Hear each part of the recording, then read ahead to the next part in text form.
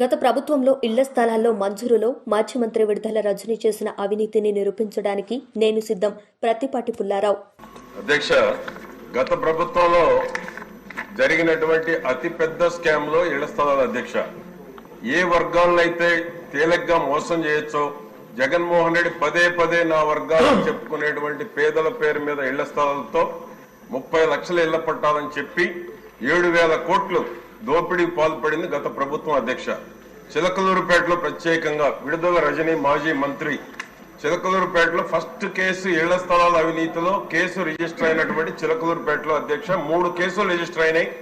Payment కూడా back చేశారు అధ్యక్ష. 1,20,00,000 ఏదైతే రైతులు కేసు పెట్టారో ఒక కేసులో 1,20,00,000 తిరిగి వారికి పిలిచి ఆ కేసు విత్డ్రా చేయించుకోవడం జరిగింది అధ్యక్ష. ఇంకా 2 కేసులు పెండింగ్ లో ఉన్నాయి.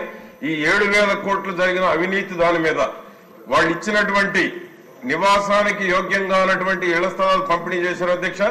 30 లక్షల ఇళ్ల స్థలాల్లో ఎంతమంది ఇళ్లు కట్టుకున్నారు, ఎంతమంది ఇళ్లు కట్టుకోలేదు, నివాస యోగ్యం కానటువంటి భూములు పంపిణీ చేశారు.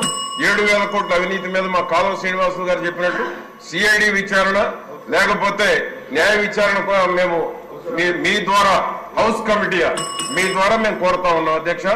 తప్పకుండా చిలకలూరుపేటలో మేము విడుదల రజనీ చేసిన అవినీతిని నిరూపించడానికి మేము సిద్ధంగా ఉన్నాం అధ్యక్ష.